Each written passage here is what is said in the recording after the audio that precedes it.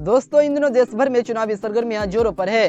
सभी पार्टियां चुनाव की तैयारी में जुटी हुई है। इसी बीच बिहार से एक बड़ी खबर निकलकर सामने आ रही है। जी हां दोस्तों, आपको बता दें कि असदुद्दीन ओवैसी की पार्टी AIMIM यानी कि ऑल इंडिया मजलिस-ए-इत्तेहादुल मुस्लिमीन ने बिहार में 2024 का लोकसभा चुनाव लड़ने का ऐलान कर दिया है।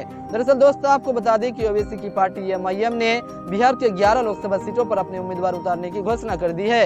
इसकी जानकारी खुद MIM के बिहार प्रदेश अध्यक्ष सह विधायक अख्तरुल ईमान ने एक प्रेस कॉन्फ्रेंस कर दी है। दरअसल दोस्तों, आपको बता दें कि असदुद्दीन ओवैसी की पार्टी MIM 2019 के लोकसभा चुनाव में भी बिहार के किशनगंज लोकसभा सीट से चुनाव लड़ चुकी है। तब यहां से MIM के प्रदेश अध्यक्ष अख्तरुल ईमान जीतते रह गए और अख्तरुल ईमान करीब 3 लाख वोटों के साथ तीसरे नंबर पर थे। और इस बार भी अख्तरुल ईमान किशनगंज लोकसभा सीट से ही चुनाव लड़ेंगे।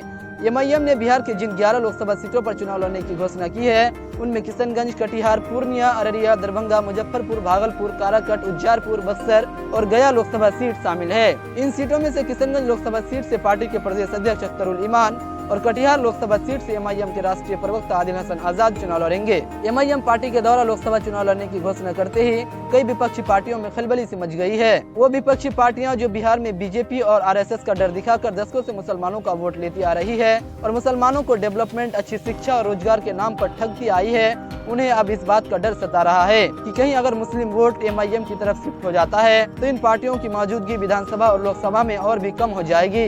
बल्कि सच तो यह है दोस्तों कि कांग्रेस, RJD और अन्य जो भी अपने आप को सेकुलर कहने वाली पार्टियां हैं, इनका अस्तित्व अब धीरे धीरे खत्म होता जा रहा है। और अगर मुसलमान इन पार्टियों से दूरी बना ले तो यह पार्टियां एक एक सीट के लिए तरसती नजर आएगी।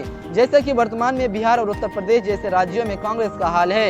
इन राज्यों में कांग्रेस की स्थिति काफी दयनीय है और इसकी एक बड़ी वजह यह है दोस्तों कि इन राज्यों के मुस्लिम वोट वहां के क्षेत्रीय पार्टियों को मिल रहा है। जैसे यूपी में समाजवादी पार्टी और बहुजन समाज पार्टी को और बिहार में RJD और JDU को मिल रहा है। तो वहीं पिछले कई चुनावों से बिहार में असदुद्दीन ओवैसी की पार्टी MIM को भी मुसलमानों का अच्छा खासा वोट मिल रहा है। जैसे कि 2020 के बिहार विधानसभा चुनाव में भी देखने को मिला। तब ओवैसी की पार्टी MIM को बिहार में 2% वोट के साथ सीमांचल के 5 मुस्लिम बहुल सीटों पर कामयाबी मिली थी। हालांकि 4 विधायक बाद में RJD में शामिल हो गए थे और तब से MIM पार्टी बिहार में काफी सक्रिय है। इसी के मद्देनजर पार्टी ने बिहार के 11 लोकसभा सीटों पर चुनाव लड़ने की घोषणा की है। खैर दोस्तों, अब तो आने वाले समय में ये देखने को मिलेगा कि MIM को कितनी सीटों पर कामयाबी मिलती है। बाकी दोस्तों, आपको क्या लगता है कि क्या MIM 2020 के बिहार विधानसभा चुनाव की तरह ही लोकसभा चुनाव में भी अपना कमाल दिखा पाएगी? हाँ या नहीं कमेंट कर जरूर बताएं और ऐसे ही इंटरेस्टिंग वीडियोस के लिए हमारे चैनल को सब्सक्राइब करने के साथ ऑल के बटन को जरूर दबाएं ताकि हमारे नए वीडियो का नोटिफिकेशन सबसे पहले आप तक पहुंचे।